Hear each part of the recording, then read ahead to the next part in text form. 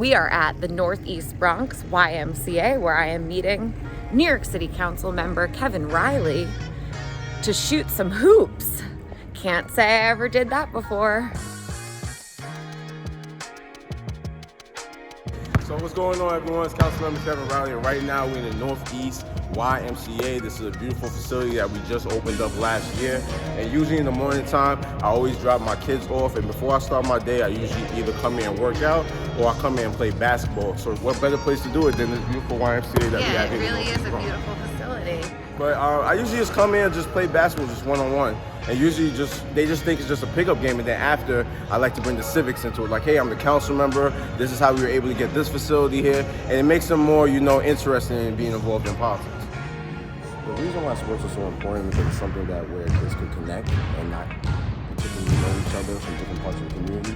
And one thing, especially if you see the violence that's going on in the community, it's inherited conflicts for years.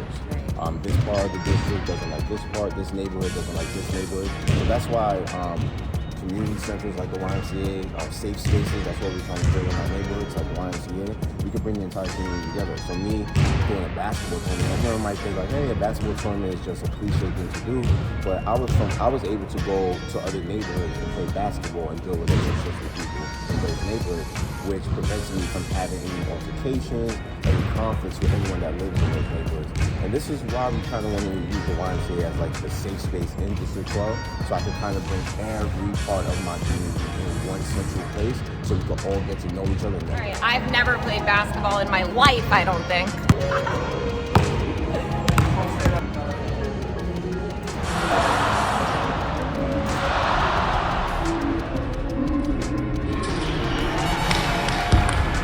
I usually use this as a coping mechanism as well to deal with mental health.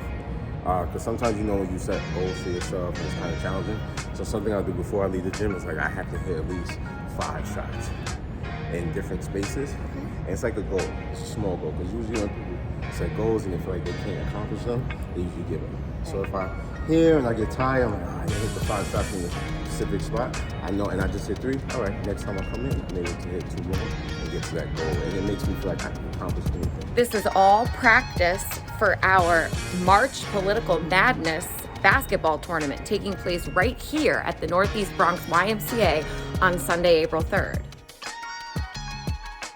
I think it's important for elected officials to work together. That's why if people always see that we're always doing like karaoke, playing basketball, we're just doing activities outside of politics to just kind of get to know each other better, because it's so imperative and vital for our communities for us to work together to get things done. I think a lot of times you see in politics, maybe elected officials don't necessarily like each other, which prevents communities and different entities in government to get resources.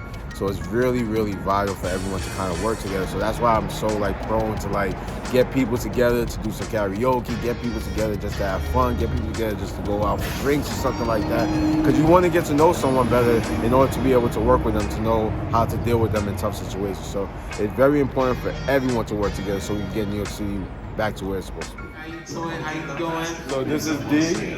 Dave, he owns D Spot. They opened up during the pandemic. So it's something different because at first it was like a cafe bar. So you come here, you read, you get your coffee and your tea. But as time progressed and business was kind of challenging for D, he started blossoming into other stuff. So we talked about, you have to have a wow product. So something that's not typical in our culture is egg rolls. We don't really do egg rolls. So what he did is he'll put Caribbean cuisines in egg rolls, like jerk chicken, ackee and saltfish, or he'll even put some salmon in egg rolls, and it's really, really good. Really, really good. So we're going to try some egg rolls this morning and get some wetsuit from a designer in my district called Muggsy McFly. And he designs a lot of dope clothes. So I have the sweatsuit on, I have the socks from him on, and he has a location in my district on 238 and White Plains Road.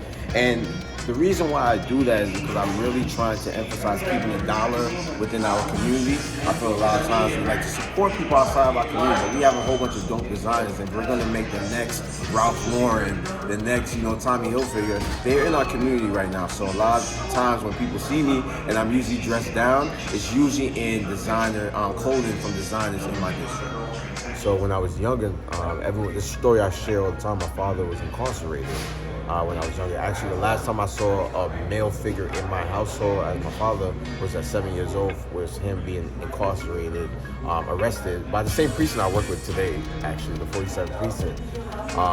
But it was challenging growing up. I was an angry young man growing up in high school.